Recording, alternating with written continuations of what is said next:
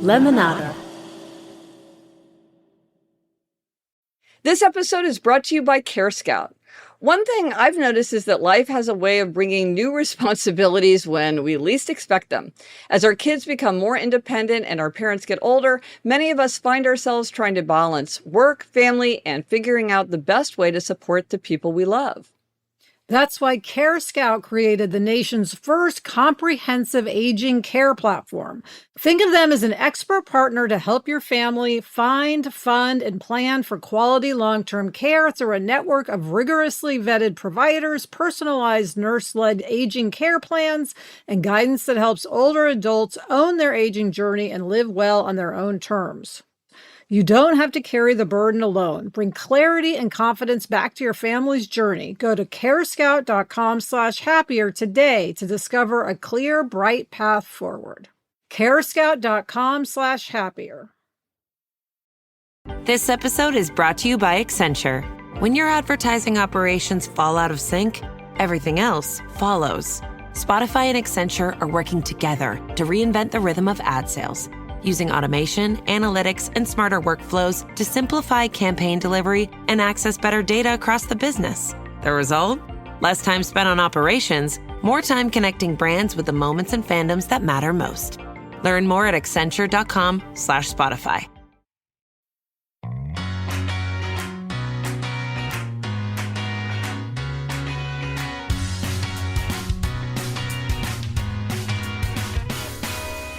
Hello, we're here for More Happier, a podcast where we get happier. Join us for some weekend listening with observations and reflections with a bit of a looser vibe. Hey, Elizabeth. Hi, Gretch. Today, we're revisiting some listener favorite try-this-at-home tips for getting more fun out of summer. Which is something we all want. Yes. When we think about designing a happier summer, we think about fun, but fun has a way of slipping through our fingers. You know, it's easy to imagine we're going to be more adventurous, we're going to play more, we're going to be more whimsical, and then, bang, it's Labor Day. Very true. So today we are revisiting a few ideas that might help you make the rest of your summer a little more fun, starting with some easy ideas to add whimsy to daily life. Yes, and if you want to hear the complete original episodes these clips came from, Gretchen has linked them all in the show description. Yep, that's right. Okay, let's listen back. So Elizabeth, this week our Try This at Home is a really fun one. And it is to introduce a note of whimsy. It's trying to engage in the world with a note of humor. Yes, I love this. I love the word whimsy. It makes me happy. So, Lisa, there were three things that in my head banged together to give me this idea of the power of whimsy. First was the lights on the Empire State Building, because they change the lights depending on what's going on. Like it's red, green, and gold for Thanksgiving. It's red, white, and blue for Veterans Day. It's green in honor of St. Patrick's Day and the Masters. Red in honor of Valentine's Day. It's just this little note, like you look at the skyline and you're like, oh, look, it's red for Valentine's Day. It's just this kind of fun little like inside joke that you see in the sky. Another one comes from MIT, and I learned about this, Eliza, when she was going through the college admissions process. So for regular admissions, most of the colleges say that they will announce by this day, no later than such and such date, but it's kind of ambiguous. Or they'll say, well, we'll let you know between these days. But MIT always announces on March 14th. Why does MIT always announce on March 14th? See if you can guess. I have no idea. Because it's 3.14. Pi for MIT. And I'm like, that funny. is so whimsical. I love that, especially something like the college admissions process. Well, and MIT, which seems like it would be the opposite of whimsical. I have like such newfound respect for MIT that it could kind of poke fun of itself in that way. And my final example of the power of whimsy was something I've never forgotten, an interview that my father-in-law gave. And when the interviewer said, what was the nature of the meetings? My father-in-law said, the meetings were fruitful. And the interviewer said, in what sense were they fruitful? And my father-in-law said, in the sense that they were full of fruit. and then just like moved on. I was like, what just happened? That was just this weird note of whimsy, which I've never. Again, he's a pretty serious guy. You're not expecting him to to be whimsical. No, and I think there's a lot of reasons why whimsy is effective, why it lifts our spirits, why it makes unpleasant things sometimes more pleasant. And one is that you're kind of going against what people might expect. If people think that it's going to be serious, if you interject a note of kind of humor or poke fun at yourself, it just adds this sort of funny, unexpected layer of whimsy to life. And it's so fun. Yeah, I love it. I was thinking about my life, Gretchen, and I don't feel that I'm a whimsical person at all. I wish I were more whimsical, but I do have one little note of whimsy, which is that I have started collecting these buttons, and I'll have to Instagram a picture of these. Hashtag happier podcast. Yes. So there's these buttons, and when you push them, they say funny things. So I have them at the office. Like a button that a person would wear like on their jacket? No, a button that like sits on your desk. More like a bell, more like a school bell, except for it's like a big plastic button. So if you want, I can push them for you and you can hear them. Okay, let's hear it. Okay, so this is for me to sort of push while we're breaking a story and like I want to, do something funny. Okay, here's the first one. That was easy. We'll do it one more time. That was easy. I love that one. So for like having a really hard time with something and then someone has a good idea, you could push that. Oh, that's good. That's like a little sound effect as you're going through the process. Here's my other favorite one. That's what she said. That's what she said. That's very Michael Scott. Yeah. Yeah. So anyway, I have a couple more at home. So those are just my little fun things to keep myself amused at the office and others. Well, Lisa, just like you have a button that lets you say, that was easy as an interjection in conversation, I want to start saying things like, winter is coming or mischief managed in my conversation, just for comic effect. I feel like there's a lot of missed opportunities for me to say that, to add a little whimsy. So, and wait, where are those from? I mean, of course, I know winter is coming is from Game of Thrones. Yes, winter is coming is the motto of the Stark family. And it's always used to mean like sort of hard times are coming, we need to prepare. So it's sort of like if you and Sarah were talking about how the fact that you were waiting to get notes on something, you'd say, oh, winter is coming, because it's sort of your doom is approaching. Yes, exactly. And mischief managed is from Harry Potter. Fred and George. Right. How could I forget Harry Potter, mischief managed? Yeah, Fred and George give the Marauder's map to Harry, and you tap the map and say mischief managed so that the map will disappear so that you don't get in trouble for having the Marauder's map. So when would you say mischief managed when you've avoided a bad situation? Yeah. Mischief managed. Yeah, it's sort of like, I dodged that phone call. Mischief managed. But I like that. I'm going to use these too. All right. Okay. This is 2018 resolutions on afoot. Now, one thing, Gretchen, in terms of whimsy that I have in my life is where I work. Because as you've been to the Disney lot now, and you've seen there's many whimsical elements to the Disney lot, like the Mickey Mouse ears bike racks, the hidden Mickeys all over the lot. Yeah. The fact that the streets are called like Pluto Drive. So it's kind of just a whimsical place to be. So now I think kind of trying to break down why whimsy is a happiness booster. I think one thing that whimsy can do is it can make kind of an imposing institution seem more approachable and like it has a sense of humor about itself. Like Disney is this big, impressive, intimidating company, and yet it's got its hidden Mickeys. And MIT is this big university, but it's like it gets what's funny about Pi Day. Or if there's something that you want to communicate, whimsy can make it more palatable. So like if you want to deliver a message in a lighter tone, like you can post any sign that you want above the kitchen sink at the office with like trying to tell people to do their own dishes. But you could also just find the right Dilbert cartoon and put the Dilbert cartoon there. And probably the Dilbert cartoon will be just as effective, if not more, because that humor is a way to deliver it in a way that feels more acceptable to people. Yeah, and it's kind of tricky because introducing a note of whimsy is something you kind of have to think about. It doesn't just naturally happen.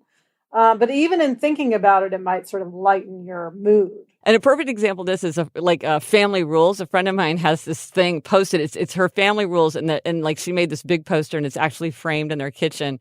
And again, she put a lot of work into it, and it's very whimsical. So it seems less heavy-handed. It seems less bossy and annoying because it's very funny. Oh, that's funny. It's labeled heinous infractions. So already so it goes through all the heinous infractions, which is like the dreaded undies, pants tangle, leaving stuff in laundry pockets, leaving clothes where you took them off. It's going through all. And then at the bottom, there's this big skull and crossbones, and it says penalty equals death or cash alternative.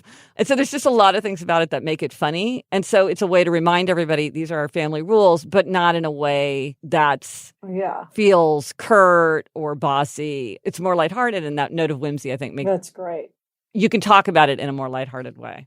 So let us know if you do try this at home and how introducing a note of whimsy works for you and exactly how you did it. Because like Alyssa said, I think sometimes it's hard to see how you would introduce that note of whimsy. Up next, we revisit 2 more creative ways to add more fun and adventure to your summer. But first, this break.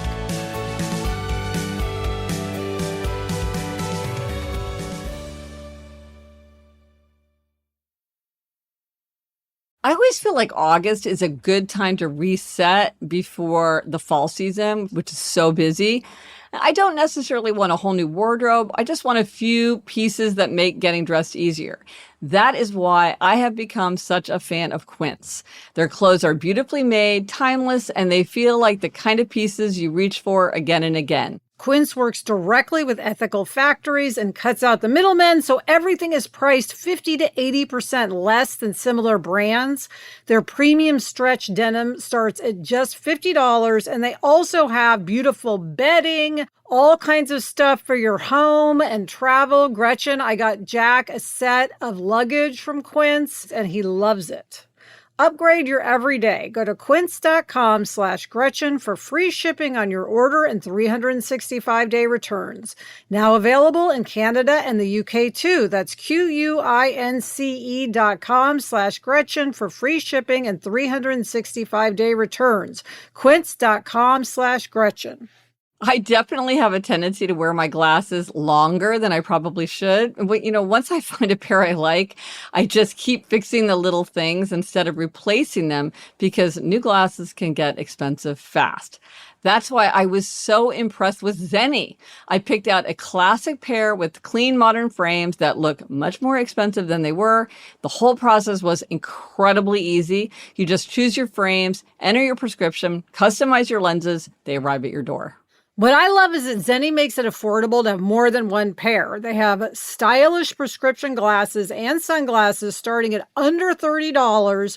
I love my prescription Zenni sunglasses. I've been wearing them every week to hike. That scratched up pair you have has done its job. Upgrade today with Zenni. Go to zenni.com/podcast and use code podcast15 for 15% off your first order plus free shipping on all U.S. orders over $65. The styles sell out, so don't sit on it. That's zenni.com/podcast, promo code podcast15.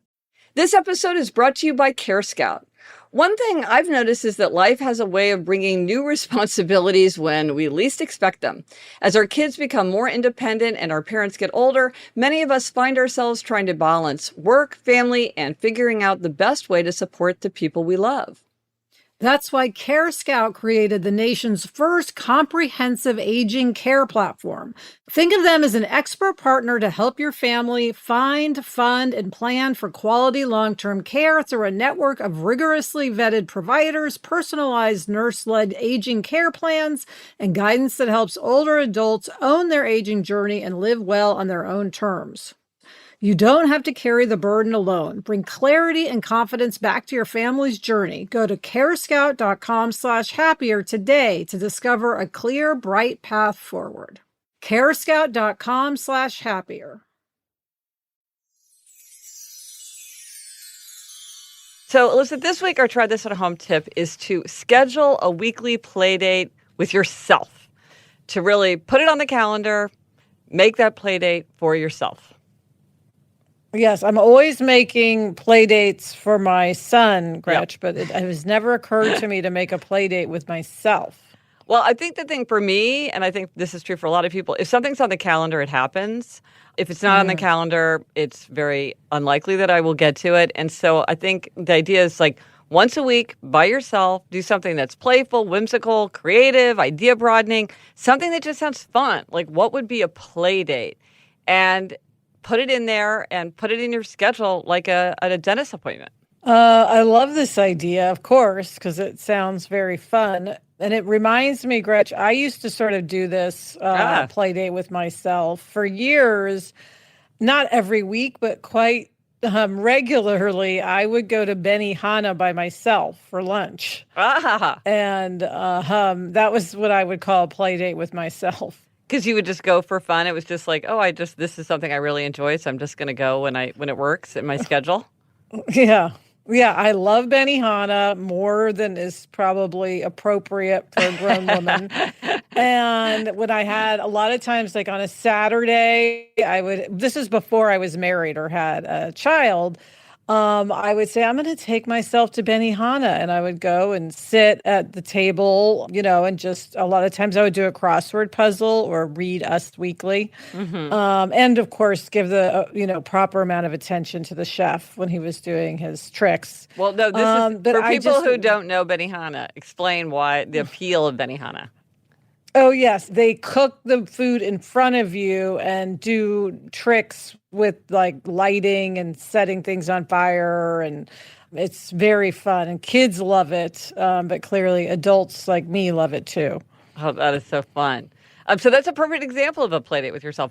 One thing that I was thinking would be a great idea for me, something that I really value but that I don't really ever fit into my life, is picture books. So I love children's literature and young adult literature, but I also really love picture books.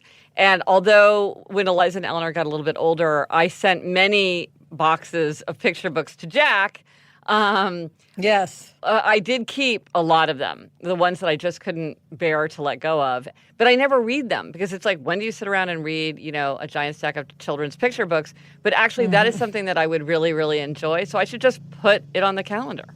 So, Gretchen, let me ask you, because this is play date with yourself, why is it not a play date with someone else? You think it's just more rejuvenating to have some alone time? I mean, maybe you would want to do it with somebody else. Maybe for someone else, they would want to set it up that way. But I think it's scheduling. Like once you start doing something with someone else, you get into that whole business of accommodating them, and does it work out? And then it doesn't happen for 3 weeks.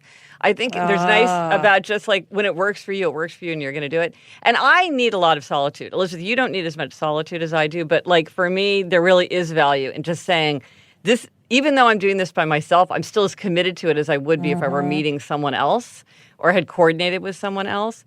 And I do think there are things that some of us enjoy that maybe there's nobody else in our lives who really wants to do it. Right. And there's no reason you shouldn't enjoy Benihana just because you don't have a fan of Benihana around. Like, just do it for yourself. Right. I think it's great. And the thing is, I think for a lot of things that we enjoy, we think, oh, I'll just wait till I have some free time.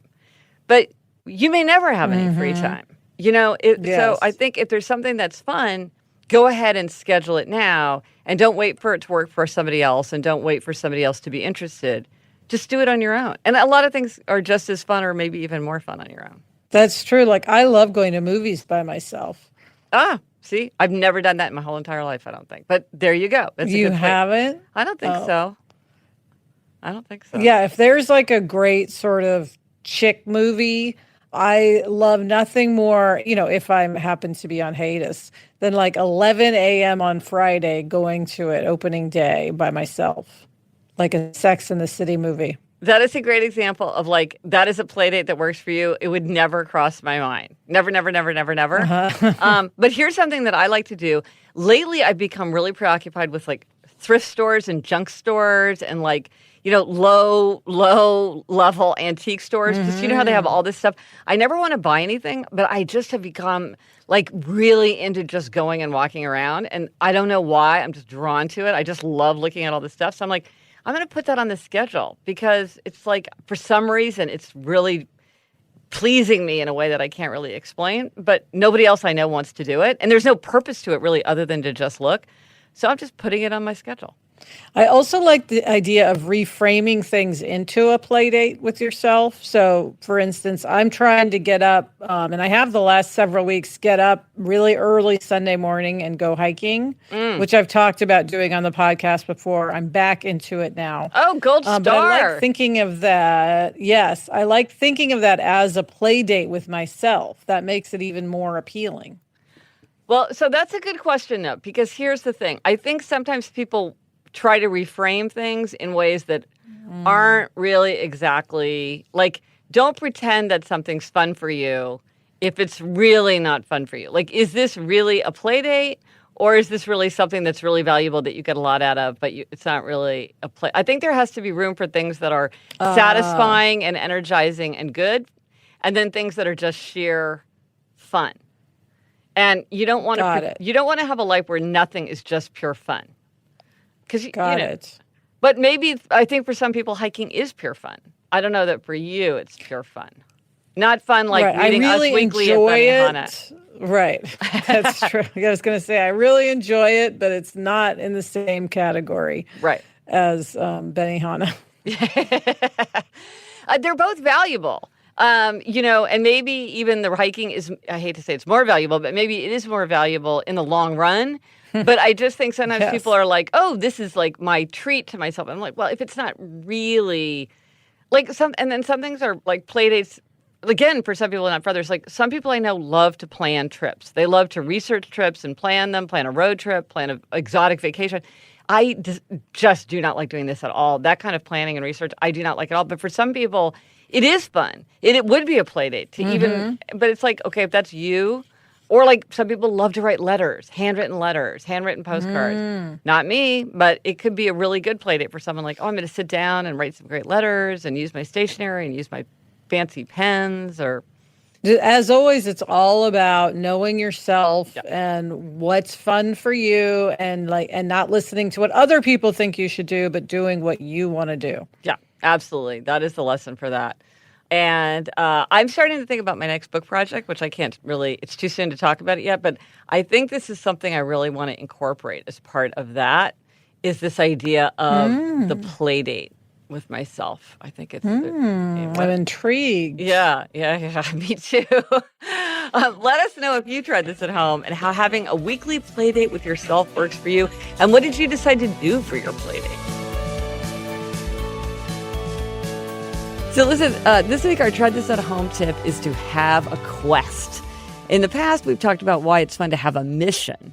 And that's more about sort of a specific afternoon, a mission as simple as doing something like buying milk or getting an errand done. And a quest is more of a long-term adventure. Yeah, I love the romanticism of, a quest. Like my friend Helen, she has an Instagram account called Los Angeles Litter. Actually, I think it's called LA Litter, if anyone wants to look it up. Yeah, speaking of Instagram. Yeah, speaking of Instagram. And she just takes pictures of, stuff people have left on the street, whether it's like an old refrigerator, a dollhouse, piano, the crazy things that people leave on the street in Los Angeles. And it gives her something to do, like what to take when she walks the dog or something. She's on the lookout for crazy Los Angeles litter. Yeah, I know somebody who does the same thing in New York City with colorful street art. So she's always looking out. And, another kind of quest that's sort of related to collecting is the idea of collecting an experience, because there are people who sort of like want to watch every episode of Star Trek or want to get every bootleg album from a certain band, or, it's about having collecting an experience, having the full, going through every single possibility. Yeah, I know a lot of people like to go to every baseball stadium in the United States, and that might be a lifelong quest. Yeah, but it's an experience, it's an adventure. You're probably going to go with somebody else. Like, you can see why that kind of quest would really boost happiness, because it's novelty and challenge, and it is that feeling that it's fun to kind of assemble your collection of experiences, or something like bird watching. A lot of people keep a log of every bird they've ever seen, and it is a quest to, are you going to go to this country so you can see this bird? Or are you going to manage to, I don't know, whatever rare ornithological adventure you want to go on? It's really exciting for people. Yeah, what I love it goes with your happiness thing of having something to look forward to. You're always looking forward to the next step on your quest. Well, and also, like, to your point about Helen, instead of just thinking like, oh, look at all this litter, it's so awful, she sort of has found a way to turn litter into something fun. Yeah. Or, to make it sort of to vindicate it in her eyes.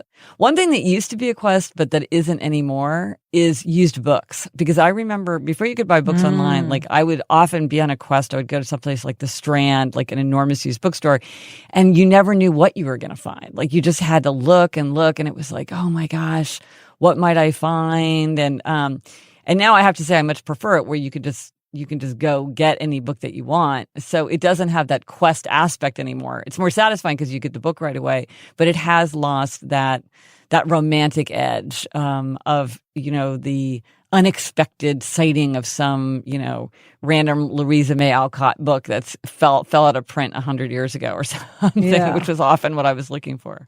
Yeah, I do think with record albums, people still are on a quest for, record albums. Yeah.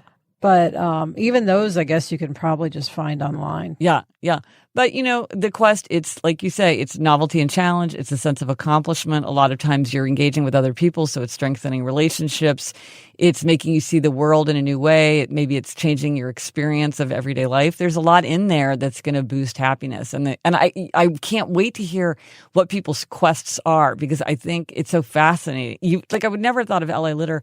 I had a friend whose quest was she wanted to get old-fashioned globes for under $20. So she was always looking through, thrift stores and garage sales, looking because she had a very specific thing she was on a quest for. Who would have ever thought of that? And then it looked amazing. It was this amazingly cool-looking collection. So I cannot wait to see what people's quests might be. Yeah, it's like a tattoo for me. It's like I've never thought of a tattoo that I would want to have. I can't think of something that I want to collect, like owls, that, I want to feature.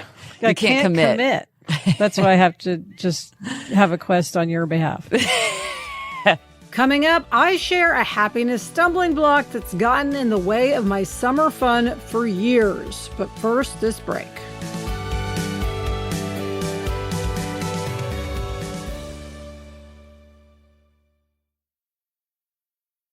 I've been trying to say yes more to little adventures. Nothing huge, just getting out of the routine and going somewhere different for the day. And it really makes you appreciate having a car that feels solid and comfortable, where you're not thinking about the drive, you're just focused on where you're going. That's what stood out to me about the Defender. It has that rugged design, but it also feels really thoughtful inside. And I like that there's a full lineup, from the 2-door 90 to the 110 and the 130 with seating for up to 8. So it really fits different kinds of plans. And it's built with those durable, purposeful materials so you can actually use it without worrying about every little thing. It also has features that make driving feel easier, like ClearSight technology and the Pivot Pro system, so you can keep track of where you're going and everything you want to listen to along the way. Plus, with up to 89 cubic feet of cargo space and available 3 rows, it gives you a lot of flexibility depending on what you're bringing with you. Explore the full Defender lineup at LandRoverUSA.com. Running a small business means I wear lots of hats. When I put on my hiring hat, I can count on LinkedIn Hiring Pro to make it easy. LinkedIn Hiring Pro helps manage my hiring workflow, puts my job post in front of a unique network of professionals, and matches me with the best candidates for my business. I can also share my job with my network. No other job site lets me do that. No wonder most small businesses say they'd use LinkedIn Hiring Pro again. Hire right the first time. Post your job for free on LinkedIn today at linkedin.com/quality. Get business done with the new American Express Graphite Business Cash Unlimited card. With unlimited 2% cash back on all eligible purchases, unlimited 5% cash back on flights and prepaid hotels booked through American Express Travel Online, and a flexible spending capacity that can grow with your business, you'll have the confidence to keep building. Apply today and earn a welcome offer of $1,500 cash back after you spend $50,000 in qualifying purchases on your new card within the first 6 months of card membership. Terms apply. Learn more at go.amex/graphite. Now let's talk about a happiness stumbling block. And Elizabeth, this is something that you raised on Happier in Hollywood in episode 255.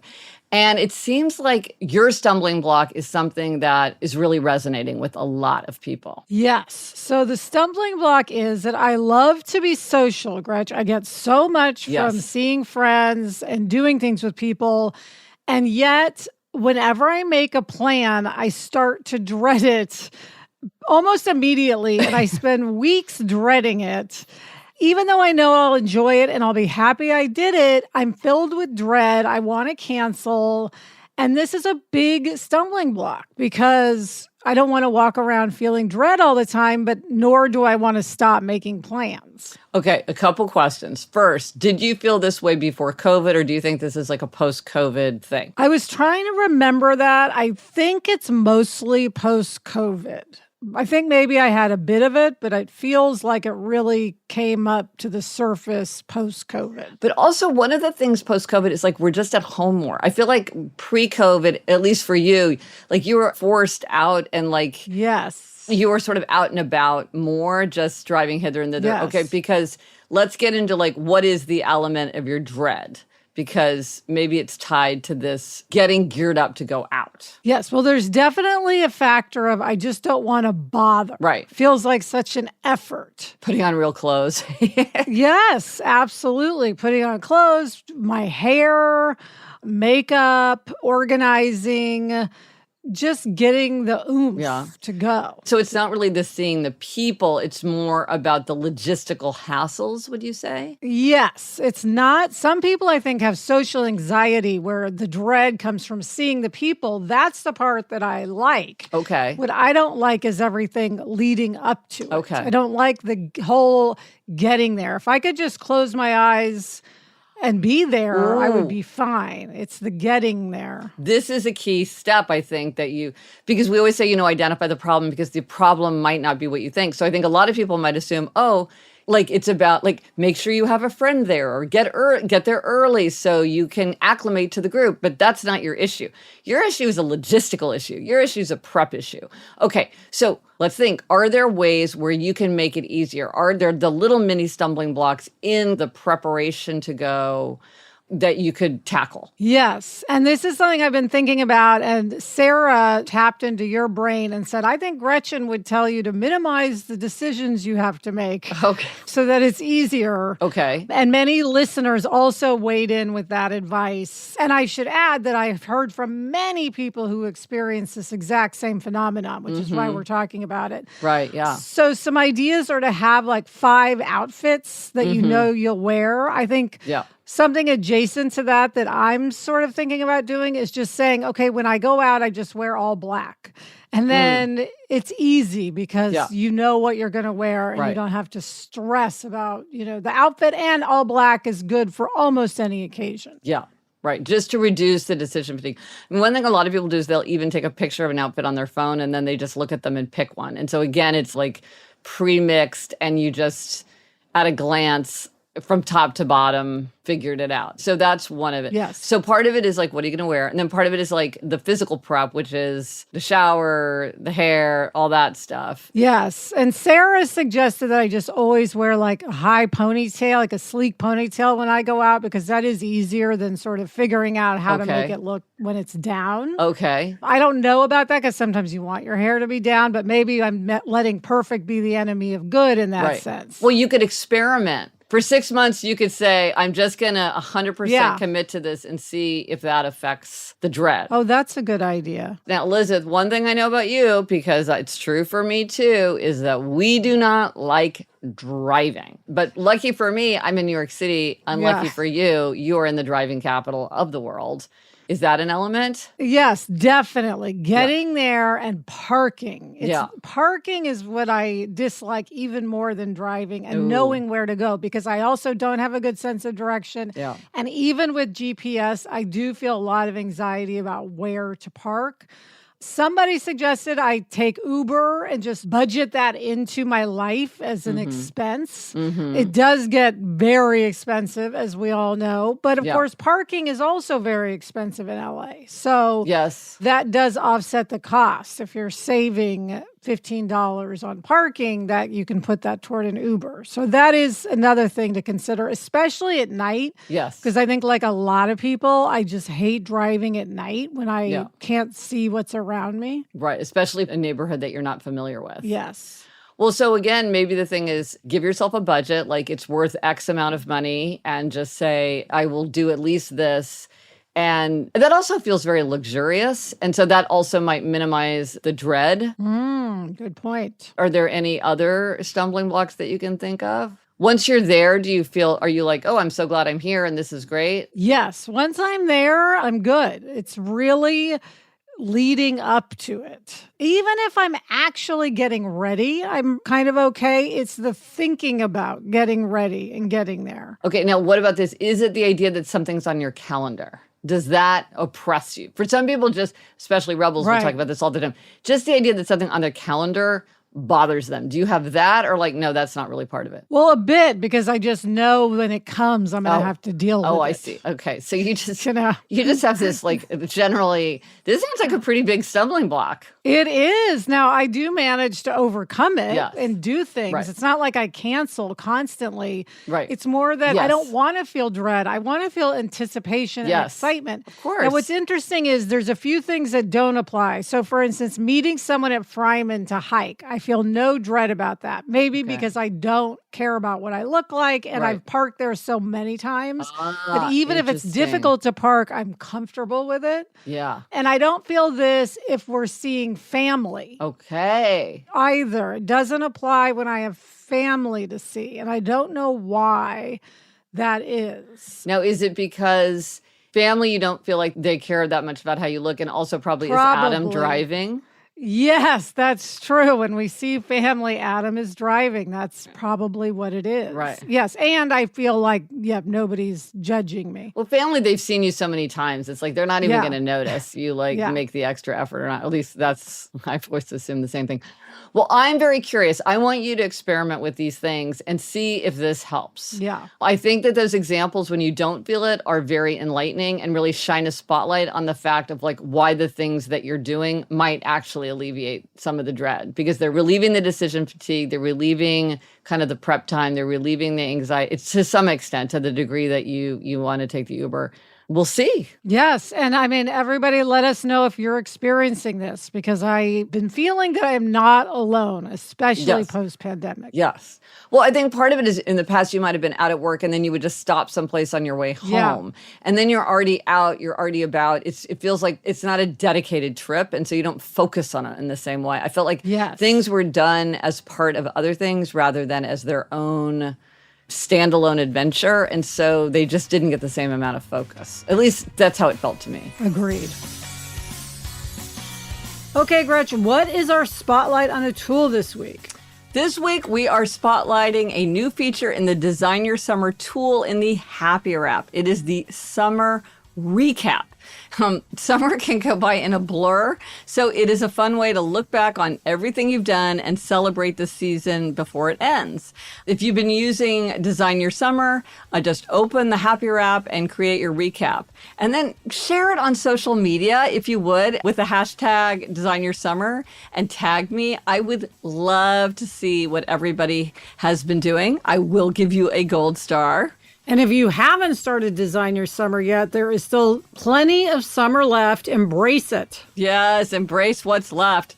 Just download the Happier app at thehappierApp.com. So, Elizabeth, are you feeling happier? Yes, I am feeling happier. Thank you to Chuck. Bye, Gretch. Bye, Elizabeth. The best time to start a happiness project is 20 years ago. The second best time is now.